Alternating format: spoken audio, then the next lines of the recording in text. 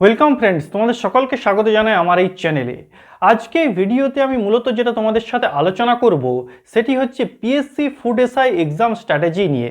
দেখো, তোমরা জানো যে এই যে পরীক্ষা পিএসসি ফুড এসআই এর এক্সাম ডেট কিন্তু পিএসসি অলরেডি রিলিজ করে দিয়েছে, যেটি হচ্ছে 16 এবং 17 মার্চ। অতএব এখন তোমাদের কাছে যে সময়টা হচ্ছে যে খুব ভালোভাবে নিজের সব কিছু দিয়ে, নিজের 100% দিয়ে কিন্তু নিজের প্রিপারেশনটা করা, নিজের প্রিপারেশনের লেভেলটাকে বাড়ানো। অতএব এই যে সময়টা তোমার কাছে কিন্তু খুব একটা ক্রুশিয়াল সময়। অতএব এই যে এখন সময়ের প্রিপারেশনটা যদি উইথাউট একটা স্ট্র্যাটেজি ছাড়া যদি তুমি করো, তাহলে কিন্তু তোমার প্রিপারেশনের কোনো অর্থ থাকবে না। কারণ এই যে পিএসসি ফুড এসআই যে পরীক্ষাটা, এটা অত্যন্ত একটা ওভার হাইপড পরীক্ষা। সবাই দেখবে এটা নিয়ে, এই পরীক্ষাটা নিয়ে আলোচনা করে, তাতে বিভিন্ন সোশ্যাল মিডিয়াতে হোক, ইউটিউবে হোক, সবাই কিন্তু। আর তাছাড়াও কি না, কোয়ালিফিকেশন অত্যন্ত কম, শুধুমাত্র মাধ্যমিক পাস। এজ লিমিটও কিন্তু 18 থেকে 40। টোটাল নাম্বার অফ ভ্যাকেন্সিও কিন্তু তুলনামূলক কম এসছে, 480টি মাত্র ভ্যাকেন্সি আছে। আর অনেক দিন পর ভ্যাকেন্সিটি এসেছে, লাস্ট 2019-এ এসেছিল। অতএব অনেক দিন পর কিন্তু আসায় এখানে কিন্তু লেভেল অফ কম্পিটিশনটা কিন্তু অত্যন্ত কিন্তু বেশি হবে। অতএব যারা কিন্তু প্রিপারেশন করছো, তারা মাইন্ডে একটা জিনিস সেট করে নাও কি তোমরা অত্যন্ত একটা হাই কম্পিটিশন কিন্তু এই পরীক্ষাটাতে ফেস করতে চলেছো। এবারে এই যে কথাগুলো, এগুলো তোমাদের কাছে ডিমোটিভেটেড মনে হতে পারে যে এত ওভার কম্পিটিশন এই পরীক্ষাটাতে হবে। কম্পিটিশন হবে, এটা ঠিক, কিন্তু তোমাদেরকে বলে রাখি যে এই যে ওভার কম্পিটিশনের কারণে কিন্তু কি হবে না, অনেক স্টুডেন্ট কি হবে, ছেড়ে দেবে। দেখবে total number of form fill up কিন্তু এখানে যেটা হবে, তার তুলনায় শুধুমাত্র ম্যাক্সিমাম 40 থেকে 50% স্টুডেন্টই কিন্তু প্রিপারেশন করবে। আগেই 50 to 60% প্রিপারেশন কিন্তু সরে যাবে, স্টুডেন্ট কিন্তু সরে যাবে প্রিপারেশন থেকে, তারা কিন্তু প্রিপারেশনই করবে না। অতএব তারা প্রথমেই কিনে কম্পিটিশন থেকে আউট। অতএব অ্যাকচুয়ালি কম্পিটিশনটা কিন্তু ওই 40 থেকে 50% যে স্টুডেন্ট আছে তাদের মধ্যেই কিন্তু হবে। অতএব তোমরা যদি এখন এই সময়টার প্রিপারেশনটা যদি একটা স্ট্র্যাটেজির সাথে করো, তাহলে কি না, তোমাদের প্রিপারেশনটা অনেকটা সুবিধা হবে। এবারে দেখো, স্ট্র্যাটেজি মানে তো এমন কোনো স্ট্র্যাটেজি হয় না যে স্ট্র্যাটেজিটা ফলো করলেই তুমি চাকরি পেয়ে যাবে বা সাকসেস পেয়ে যাবে। সাকসেস পাওয়ার তোমার মূল মন্ত্র কিন্তু তোমার পরিশ্রমই হবে। উইথাউট পরিশ্রম কিন্তু কোনোদিন সাকসেস পাওয়া যায় না। কিন্তু সেই পরিশ্রমটা যদি একটা প্রপার স্ট্র্যাটেজির সাথে করা হয়, সেই পরিশ্রমটা করতে অনেকটা সুবিধা হয়। এটাই হচ্ছে এই স্ট্র্যাটেজির একটা গুরুত্ব। ওকে, তাহলে চলো ভিডিওটা আমরা শুরু করি এবং বোর্ডে প্রতিটি ইনফরমেশন পরপর আলোচনা করি।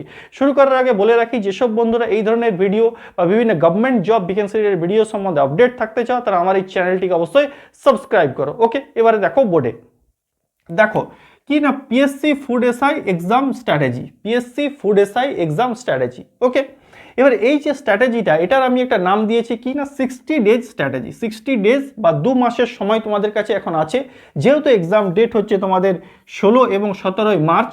অতএব এই 60 দিন বা 2 মাস যে সময়টা, এই যে সময়টাকে তোমরা কিভাবে কাজে লাগিয়ে একটা প্রপার ওয়েতে নিজের স্ট্র্যাটেজি, একটা প্রপার ওয়েতে নিজের প্রিপারেশনটা করবে, সেটাই হচ্ছে আজকের এই ভিডিওর আমার মূল আলোচ্য বিষয়। ঠিক আছে, 60 ডেজ স্ট্র্যাটেজি। এক্সাম ডেট তোমরা জানো 16 থেকে 17 মার্চ।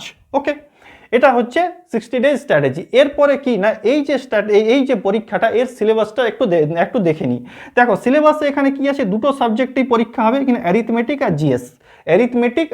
অ্যারিথমেটিকে থাকছে 50 নাম্বার আর জিএসে 50 নাম্বার। টোটাল 100 নাম্বারে তোমাদের পরীক্ষা হবে, 100 নম্বরের পরীক্ষা হবে। সময় থাকবে তোমাদের 1.5 ঘন্টা। এই ইনফরমেশনগুলো তোমরা জানো, এর জেনারেল ইনফরমেশন, তোমাদের এগুলো নতুন কিছু নয়, তাও একবার ডিসকাস আমি করে দিলাম। এবারে এই যে 60 ডেজ স্ট্র্যাটেজিটা, এটা আমি এই ভিডিওতে দুটো পার্টে ভাগ করে তোমাদের সাথে আলোচনা করব। প্রথম পার্টে কি থাকবে, এই যে 60 দিন সময়, এই 60 দিন সময়ে তোমরা কিভাবে নিজের প্রিপারেশনটা করবে। আর নেক্সট পার্ট বি, সেখানে আলোচনা করবি এক্সাম হলে তোমরা কি স্ট্র্যাটেজি কিন্তু ফলো করবে। ওকে, তাহলে দেখো, প্রথমে যে এই যে 60 দিন সময়, এই 60 দিন সময়ে প্রথম তোমরা এখন কি তোমাদের করা উচিত। দেখো, ফার্স্ট যেটা তোমাদের করা উচিত সেটা হচ্ছে কমপ্লিট দ্য সিলেবাস। প্রথমে তোমরা কি করবে না, সিলেবাসটাকে কমপ্লিট করো। তোমাদের এখন মূল যেটা কাজ হবে, ফার্স্ট যেটা হচ্ছে যে এই যে দুটো সাবজেক্ট অ্যারিথমেটিক এবং জিএস, এই দুটো সাবজেক্টের যে কতটা প্রিপারেশন তোমরা অলরেডি করেছো। দেখো, তোমরা আশা করি ফর্ম ফিল আপ করার পরে অত্যন্ত প্রিপারেশন অলরেডি স্টার্ট করেছো। অর্থাৎ এতদিন তো আশা করি তোমরা বসেছিলে না। অতএব এতদিনে তোমরা কিছুটা প্রিপারেশন অলরেডি করেছো। অতএব সেটাই অ্যানালিসিস করো যে এই যে দুটো সাবজেক্ট অ্যারিথমেটিক এবং জিএস, এই দুটো সাবজেক্টের কতটা কি প্রিপারেশন তোমাদের হয়েছে, এবং কতটা কি প্রিপারেশন বাকি আছে। ওকে, এবং দ্বিতীয় কী জিনিস না, এই যে প্রিপারেশনের সময় সিলেবাসের যে টপিকগুলো তোমার উইক টপিক, সেই টপিকগুলোকে কিন্তু অত্যন্ত ভালোভাবে ফোকাসে রেখে কিন্তু প্রিপারেশনটা করো। ওকে, তাহলে প্রথম তোমাদের কাজ হচ্ছে কি না, কমপ্লিট দ্য সিলেবাস। প্রথমে তোমাদের কাজ হবে কমপ্লিট দ্য সিলেবাস। কিন্তু এই সিলেবাস কমপ্লিটের সময় একটা জিনিস তোমাদেরকে বলে দিই যে লিমিটেড সোর্স থেকে কিন্তু সিলেবাসটা কমপ্লিট করার চেষ্টা করো। মানে অনেক জায়গার থেকে নোটস কিন্তু নিও না। দেখো এখন কি না, এখন এই যে সোশ্যাল মিডিয়ার যুগে কিন্তু নোটস ইজিলি অ্যাভেলেবেল। সবাই কিন্তু পেড কোর্স লঞ্চ করেছে, দেখবে ইউটিউবে সমস্ত চ্যানেল আছে, বিভিন্ন কোচিং ইনস্টিটিউট আছে, সবাই কিন্তু এই ফুড এসআইয়ের একটা কোর্স কিন্তু সবাই লঞ্চ করেছে, সবাই কিন্তু পড়াচ্ছে। অতএব তোমরা সব জায়গার থেকে আমি নোটস নিতে যেও না, তোমরা একটা জায়গাকেই ধরে থাকো এবং সেখান থেকেই কিন্তু নোটস নাও। তাতে তোমার কোচিং ইনস্টিটিউট হতে পারে বা কোনো বড় ইউটিউব চ্যানেল হতে পারে, যেখান থেকে তোমার ভালো লাগে সেখান থেকে তুমি নিতে পারো। ওকে, কিন্তু সবচেয়ে বেস্ট যেটা হবে, যদি তুমি নিজের হাতে কিন্তু নোটস তৈরি করো। নিজের হাতে নোটস তৈরি করা এর থেকে ভালো জিনিস কিছু নেই। যদি পারো নিজের হাতে নোট তৈরি করো, যদি না পারো তো লিমিটেড জায়গার থেকে, যেখান থেকে তুমি একটা জায়গার থেকে নিচ্ছ, একটা জায়গার থেকে নিয়ে প্রিপারেশনটা কর। অনেক জায়গার থেকে নিয়ে প্রিপারেশন করতে যেও না, সেক্ষেত্রে তোমাদের কেউ মাথাটা ঘেটে যাবে লাস্টে, আর লাস্টে প্রিপারেশন কিন্তু হবে না। কারণ দেখো, আমাদের মনে রাখারও একটা লিমিট আছে, আমরা সব কিছুই মনে রাখতে পারি না। তার জন্য লিমিটেড সোর্স থেকে কিন্তু এই যে প্রথম সিলেবাসটা কমপ্লিট করার চেষ্টা করো। ওকে, দ্বিতীয় নম্বরে তোমাদের যেটা উচিত সেটা হচ্ছে রিভিশন অ্যান্ড প্র্যাকটিস। তোমাদের কি করতে হবে, এই যে তোমরা সিলেবাসটা কমপ্লিট করলে বা যেটা সারাদিনে যেটা পড়লে সেটাকে একবার সারাদিনই, মানে আজকে পড়লে তো আজকেই সেই জিনিসটাকে একবার রিভাইজ করে নেওয়া। এই যে দুটো সাবজেক্টে যে টপিকগুলো তোমরা আজকে পড়লে, ঠিক আছে, সেই টপিকগুলোকে আজকেই কিন্তু রিভাইজ করো এবং আজকেই কিন্তু প্র্যাকটিস করো। ঠিক আছে, রিভিশন অ্যান্ড প্র্যাকটিস। দেখো, রিভিশন এবং প্র্যাকটিস যদি তোমরা না করো, কি হবে, তোমাদের অ্যাকচুয়ালি মনে থাকবে না জিনিসটা। পড়া তো হবে কিন্তু মনে থাকবে না। আর প্র্যাকটিস যদি ভালোভাবে না করা যায়, তাহলে কিন্তু তোমরা সেই যে কোয়েশ্চেনগুলো তোমরা পড়ছো, সেই কোয়েশ্চেনগুলো কিন্তু পরীক্ষার হলে যদি এসেও যায় কমন, তাও তোমরা কিন্তু অ্যাপ্লাই করতে সেখানে পারবে না।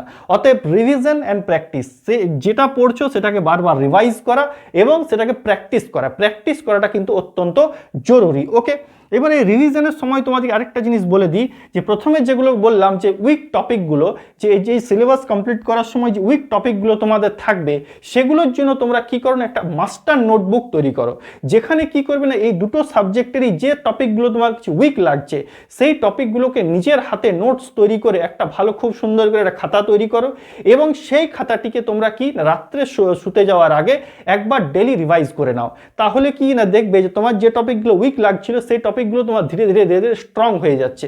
ওকে, তার জন্য এই ধরনের একটা মাস্টার নোটবুক কিন্তু তোমরা তৈরি করো এবং সেটিকে বারবার রিভাইজ করো। ওকে, তাহলে তোমার উইক টপিকগুলোর ক্ষেত্রে অনেকটা সুবিধা হবে। ওকে, পরে 3 নম্বরে তোমরা যেটা করবে সেটি হচ্ছে অ্যানালিসিস PYQ বা প্রিভিয়াস ইয়ার কোশ্চেন পেপারকে কিন্তু ভালোভাবে তোমাকে খুঁটিয়ে অ্যানালিসিস করতে হবে।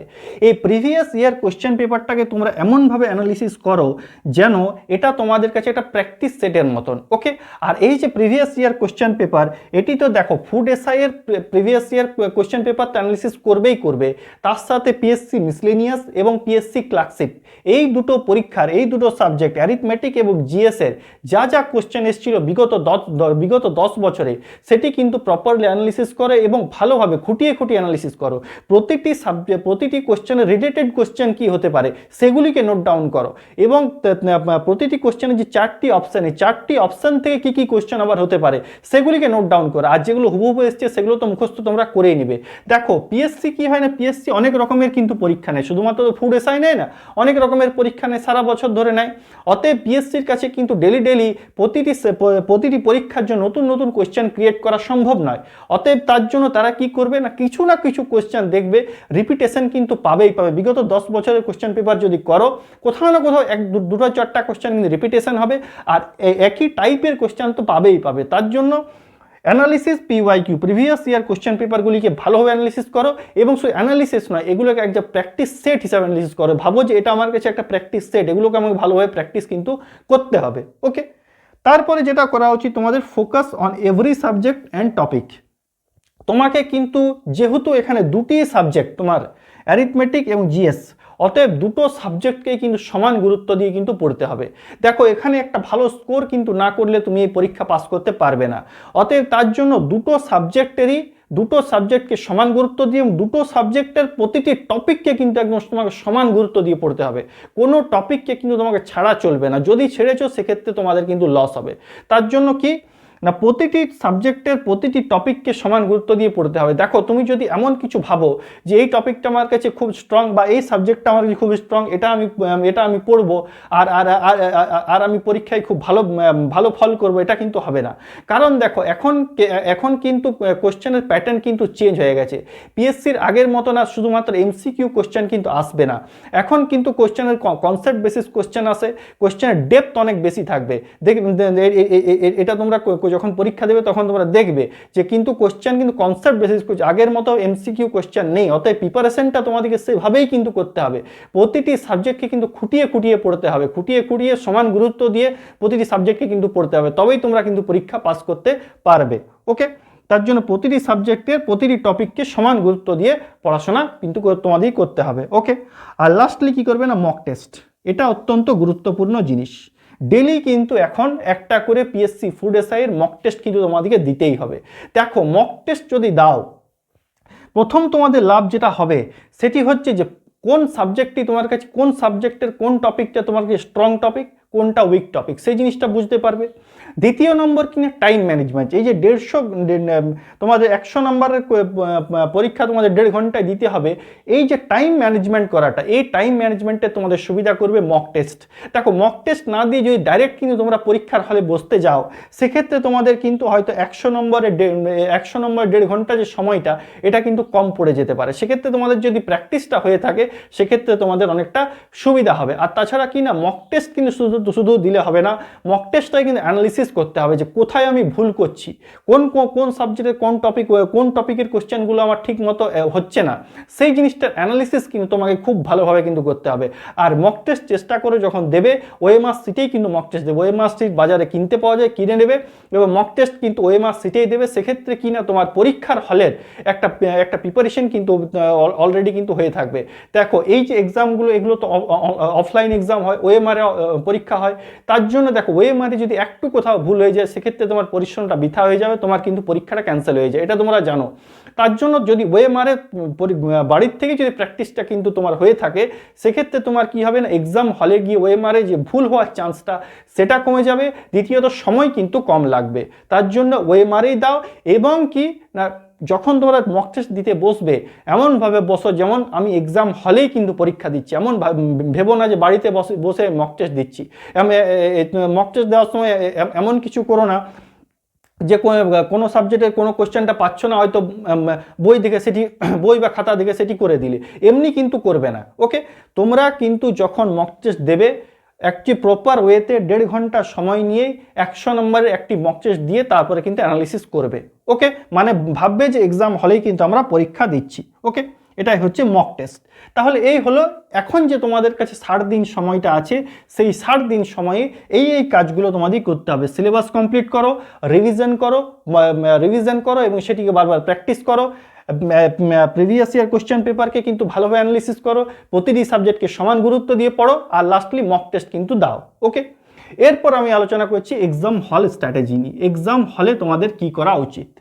এই যে পরীক্ষাটা দেখো, এখানে সময় তোমাদের আছে 1.5 ঘন্টা বা 90 মিনিট। ওকে, এই যে 90 মিনিট সময়টাকে তোমরা পরীক্ষার হলে কি করবে না, প্রথমেই এই 90 মিনিট সময়টাকে তোমরা দুটো পার্টে ভাগ করে নাও। ফার্স্ট পার্টে রাখো একটা 60 থেকে 70 মিনিটের একটা স্লট। ওকে, আর দ্বিতীয় পার্টে 20 থেকে 30 মিনিটের একটা স্লট। 20 থেকে 30 মিনিটের একটা স্লট কিন্তু তোমরা রাখো। ওকে, এবার এই যে প্রথম 60 থেকে 70 মিনিটের যে স্লটটা তোমাদের কাছে থাকবে, সেখানে কিন্তু তোমরা কি করবে না, এই যে দুটো সাবজেক্টেরই সমস্ত ইজি কোশ্চেন, যা কোশ্চেন তুমি একবার দেখে করতে পারছো, সেগুলি সব কিন্তু কমপ্লিট করে নেবে। সেই সময় দুটো সাবজেক্টেরই কোনো হার্ড কোশ্চেন, কোনো টাইম টেকিং কোশ্চেন, কোনো কনফিউজিং কোশ্চেন, এই সব নিয়ে কিন্তু বসে থাকবে না।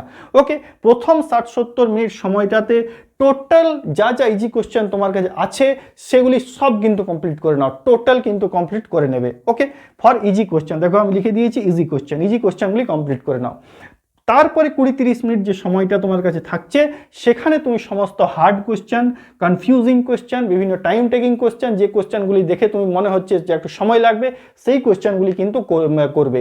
এই প্রথম 60-70 মিনিট সময় কিন্তু কোনো কোশ্চেন ধরে বসে থাকবে না। দেখো যে কোনো কোশ্চেন ধরে কিন্তু কোনোদিনও বসে থাকবে না। এইরকম যদি বসে থাকো তাহলে কি হবে না, তোমার মাইন্ডের মধ্যে একটা অতিরিক্ত চাপ সৃষ্টি হবে এবং সময়টাও তোমার নষ্ট হবে। দেখো পরীক্ষার হলে যদি মাইন্ডের উপর অতিরিক্ত কোনো কারণে একবার চাপ সৃষ্টি হয়, সেক্ষেত্রে কিন্তু তোমাদের পরীক্ষা খারাপ হওয়ার সম্ভাবনা কিন্তু প্রবল। ঠিক আছে, কোনোভাবেই কিন্তু মানসিক চাপ সৃষ্টি হতে দিও না। কোনোভাবে মানসিক চাপ কিন্তু কোনো কোশ্চেন নিয়ে তোমরা কিন্তু নেবে না। ওকে, তাহলে এটা হচ্ছে তোমাদের এক্সাম হল স্ট্র্যাটেজি। এবারে এই যে এক্সাম হলে তোমরা পরীক্ষা দেবে, তখন কিন্তু তোমাদেরকে একটা রিস্ক কিন্তু নিতে হবে। কারণ দেখো এই যে পরীক্ষাটা একটা খুব হাই কম্পিটিশান কিন্তু এখানে হবে। আগেবারে প্রিভিয়াস ইয়ার কাট আপ যদি তুমি দেখো 80 কাট আপ 80 কাট আপ ছিল, অতএব এখানে কিন্তু কাট আপ বাড়ার একটা সম্ভাবনা কিন্তু আছে। অতএব এখানে কিন্তু একটা প্রপার ওয়েতে যদি তোমরা রিস্ক না নাও, মানে ক্যালকুলেটেড রিস্ক যদি তোমরা না নাও, সেক্ষেত্রে তোমাদের কিন্তু এই পরীক্ষাটা পাস করাটা কিন্তু একটু অসম্ভব ব্যাপার হয়ে যাবে। তার জন্য এই যে রিস্ক নেবে বা ক্যালকুলেটেড রিস্ক নেবে, এই রিস্ক নেওয়ার একটা প্রপার স্ট্র্যাটেজি আছে, সেটিকে বলা হয় এলিমিনেশন স্ট্র্যাটেজি, যেটাকে বলা হয় এলিমিনেশন স্ট্র্যাটেজি। এবারে এলিমিনেশন স্ট্র্যাটেজিটা তোমরা কিভাবে কাজে লাগাবে সেটা একটু তোমাদের সাথে আলোচনা করে দিচ্ছি। দেখো এলিমিনেশন স্ট্র্যাটেজিতে প্রথম তোমরা দেখবে যে এই যে 60-70 মিনিট যে সময়টা প্রথম তোমাদের কাছে ছিল, এই 60-70 মিনিট সময় আমি কতটা কি করতে পেরেছি। যদি তোমার মনে হয় যে 100-র মধ্যে আমি একটি ভালো স্কোর করে নিয়েছি, সেক্ষেত্রে তোমরা কি করবে না, তোমাদের কাছে যে 4টি অপশান থাকে, যে কোশ্চেনগুলি পারলে না সেই কোশ্চেনগুলিকে তোমাদের কাছে যে 4টি অপশান থাকে, সেই 4টি অপশানের মধ্যে এলিমিনেট করার চেষ্টা করবে। প্রথম কি করো না, প্রথম মনে করো আছে এ বি সি ডি 4টা অপশান দেখলে, উদাহরণ হিসাবে বলছি যে এ এবং ডি এই দুটো হবে না, একদম কনফার্ম যে হবে না, কনফিউশন আছে বি এবং সি এর মধ্যে। অতএব তোমরা কি করো, যেটা বেশি মনে হচ্ছে তোমাদের কাছে, মনে হচ্ছে যে বিটা তোমাদের কাছে বেশি বা 60% রাইট, সিটা 40% রাইট, এরকম মনে হচ্ছে বিটা করে দাও।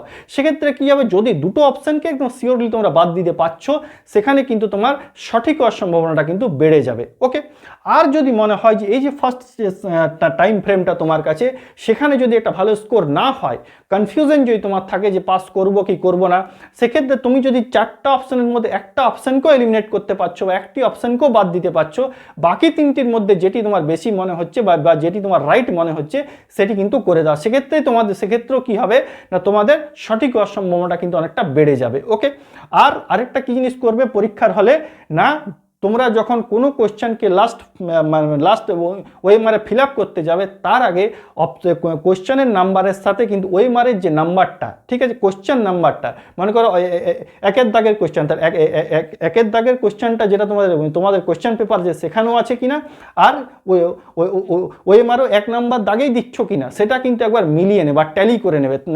এটা যদি না করো, দেখবে কিনা 1 নম্বরের কোশ্চেনটা 2 নম্বরে করেছো, 2 নম্বরটা 1 নম্বরে, 2 নম্বরটা 3 নম্বরে, এরকম কিন্তু একটা ভুল হওয়ার সম্ভাবনা থাকে। ওটা কিন্তু একবার ট্যালি কিন্তু তোমরা কিন্তু করে নেবে। এভাবে যদি এই এক্সাম হলে স্ট্র্যাটেজিগুলো ফলো করো, দেখবে তোমরা নিজের স্কোরটা কিছুটা হলেও বাড়বে। এবারে তোমাদের মনে হতে পারে যে এখন তো পরীক্ষা দেরি আছে, তাও কিন্তু কেন আমি এক্সাম হল স্ট্র্যাটেজিটা তোমাদের সাথে আলোচনা করছি।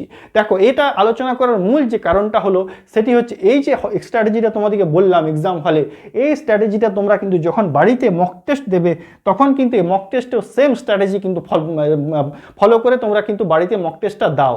সেক্ষেত্রে তোমাদের কি হবে না, এই স্ট্র্যাটেজিটা কিন্তু পরীক্ষার হলে অ্যাপ্লাই করতে সুবিধা হবে, অ্যাপ্লাই করার একটা প্র্যাকটিস কিন্তু তোমাদের হয়ে থাকবে। তার জন্যই এই মক টেস্ট যখন বাড়িতে দেবে, এই এক্সাম হল যে স্ট্র্যাটেজিটা তোমাদের সাথে আমি আলোচনা করলাম, সেই স্ট্র্যাটেজিটা কিন্তু অবশ্যই কিন্তু ফলো করবে। সেক্ষেত্রে তোমরা মক টেস্টেও দেখবে যে কিছুটা হলেও আগের থেকে তোমাদের স্কোর কিন্তু বাড়ছে। ওকে, তাহলে এই হলো তোমাদের এক্সাম স্ট্র্যাটেজি, পিএসসি ফুড এসআইয়ের এক্সাম স্ট্র্যাটেজি। ওকে, তাহলে যেসব বন্ধুদের এই ভিডিওটি ভালো লাগলো, তারা অবশ্যই ভিডিওটি লাইক করো, বন্ধুদের সাথে শেয়ার করো, এবং এই ধরনের বিভিন্ন স্ট্র্যাটেজি বা government job vacancy related video সম্বন্ধে আপডেট থাকার জন্য অবশ্যই চ্যানেলটিকে সাবস্ক্রাইব করো।